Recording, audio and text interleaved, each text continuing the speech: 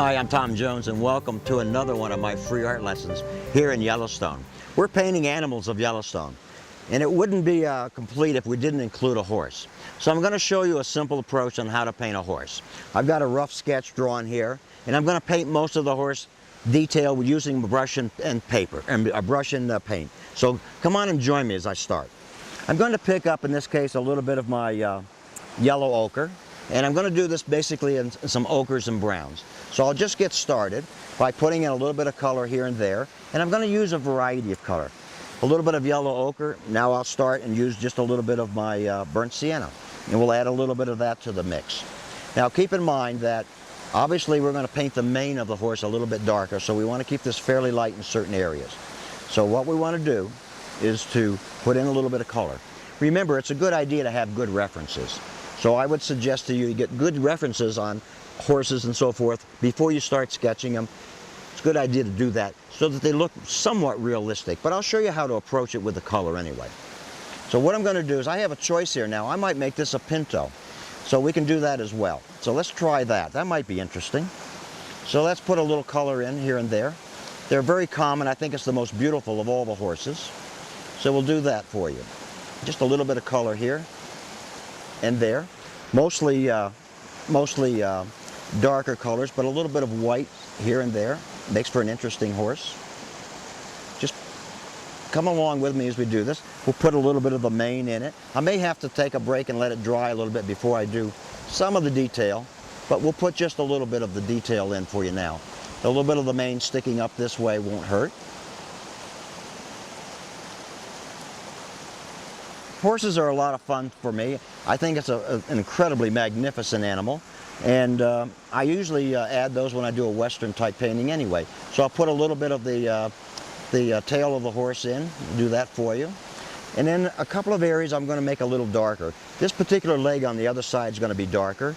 This particular leg here is going to be a little bit darker as well. I'm going to mix up a little bit of my burnt sienna, a little touch of the Payne's gray in this case, and we'll add a little touch of that dark in here. So watch how I do that. I don't want to get too dark now, but just a little darker underneath there where it's in shadow. Just bear with me for just a moment. So we get this leg in, the distant leg. We'll do the same thing on this side over here. And again, I'm not putting a lot of detail in here, just a little bit. I'm going to let this dry for just a moment, and then we'll come back and we'll add the final touches on there for you. And what we'll do is we'll put a little bit of the grass at the bottom here as well when we come back. So just take a moment and we'll be right back with you. Now, the painting is dry, and it must be if I'm going to put the finishing touches on it. So follow me now. I'm going to pick up some darks, and we're going to start by putting a little bit more of the mane in. So I'm going to come up here at the top with a little bit of darker color. I'm using, in this case, a little bit of my burnt sienna, but just a touch of Payne's gray as well. So we'll put a little bit of that color in for you. And we'll continue on, and I'm going to pick up a little bit more of the Payne's gray and just add a little bit more and make sure that we got this entire mane in on this horse. Now it's important that you make sure it's dry as we did before you do this. Now a little bit of shading here and there.